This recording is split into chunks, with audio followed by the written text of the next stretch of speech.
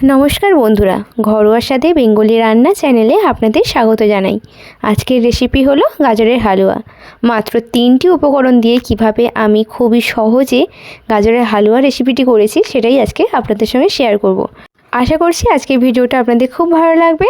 তো গাজরের হালুয়ার জন্য যা যা উপকরণ নিয়েছি তা হলো, আমি নিয়েছি 2টি গাজর। আগে থেকে আমি ছাল ছাড়িয়ে ভালো করে ধুয়ে রেখে দিয়েছি। তো একটি গ্রেটারের সাহায্যে এটিকে ভালো করে গ্রেট করে নিতে হবে। তো একদম ছোট ছোট করে আমি দেখুন কিভাবে গ্রেট করে নিচ্ছি, ঠিক এমনভাবে পুরো গ্রেট করে নিতে হবে। এখানে আমার গ্রেট করা হয়েছে। গাজরগুলো দেখুন কি সুন্দর দেখতে লাগছে। আর নিয়েছি 2 টেবিল স্পুন আমুল দুধ গুঁড়ো।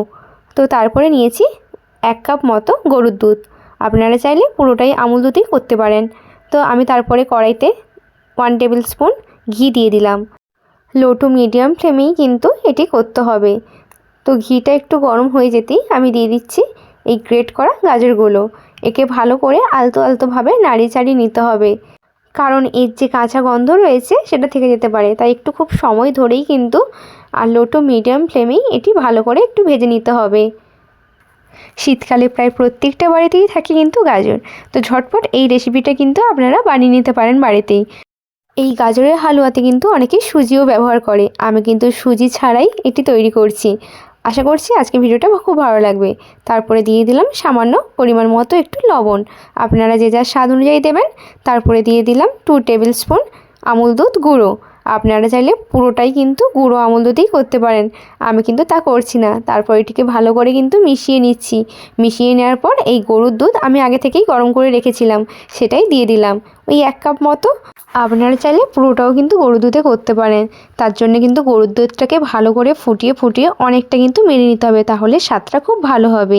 তারপরে আমি পরিমাণ মতো চিনিও দিয়ে দিলাম। আপনারা যে যতটা মিষ্টি খেতে ভালোবাসেন ঠিক তেমনটাই দেবেন।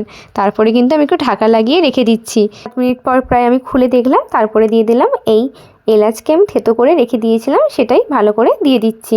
দেওয়ার পর একটু নাড়িয়ে চাড়িয়ে আর একটু আমি দুধটাকে মেরে নেব, তাহলেই কিন্তু আমার প্রায় হালুয়াটা রেডি হয়ে যাবে। আরও কিন্তু বেশ কিছুক্ষণ আমি ঢাকা লাগিয়ে রেখে দিচ্ছি। এদিকে দেখুন আমার প্রায় হয়ে এসেছে।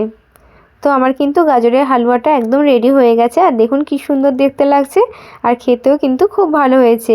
আপনারাও বাড়িতে অবশ্যই ট্রাই করবেন। আর এই রকম নতুন নতুন ভিডিও পাওয়ার জন্য আমার চ্যানেলটিকে অবশ্যই সাবস্ক্রাইব করবেন। আর এই রেসিপিটা যদি ভালো লেগে থাকে তাহলে অবশ্যই কিন্তু একটা লাইক করে দেবেন। দেখা হবে নতুন নতুন রেসিপি নিয়ে। সবাই ভালো থাকবেন, সুস্থ থাকবেন। ধন্যবাদ।